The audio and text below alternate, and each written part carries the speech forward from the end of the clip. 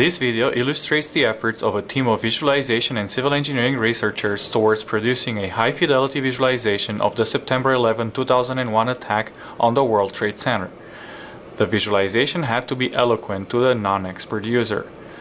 The simulation was placed into context by modeling and importing the buildings of the WTC Plaza, shown here in color, into a Google Earth model of Lower Manhattan. A finite element analysis simulation of the impact between the Boeing 767 and the top 20 floors of the North Tower was computed using a state-of-the-art simulation code. Then, the simulation results were imported into a state-of-the-art animation system where the visualization was produced. The simulation tracked the impact over 3/4 of a second real time. This sequence is 13 times slower than real time. All the animated geometry seen here was created automatically from the simulation output data.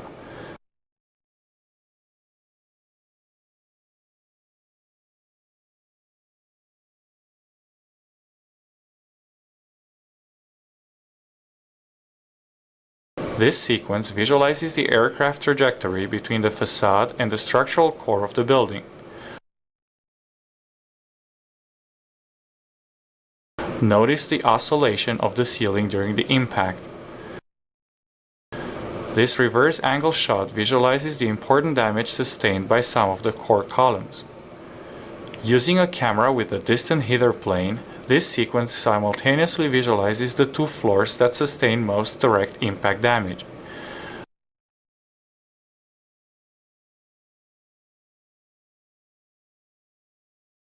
Notice the right engine titanium shaft, which traverses the building virtually intact.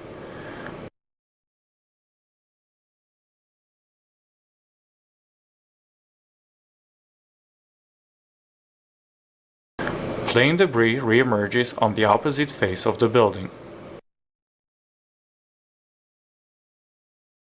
The jet fuel in the central and two wing tanks was simulated using smoothed particle hydrodynamics, or SPH.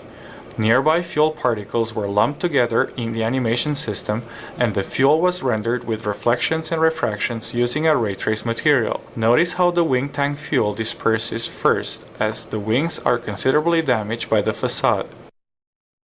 The core columns are essential to the structural integrity of the building. This sequence visualizes the damage to the core columns and to their connecting horizontal beams by rendering all other entities with transparent materials.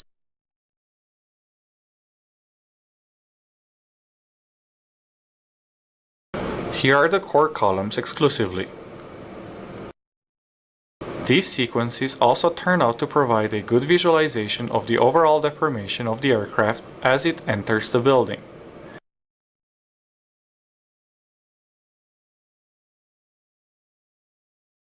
The simulation did not consider the effects of the explosion and of the ensuing fire. Here, the fuel particles were used in the animation system to automatically produce a plausible fire visualization. As can be seen in this side-by-side visualization, the simulation fuel particles control the fire computed by the animation system.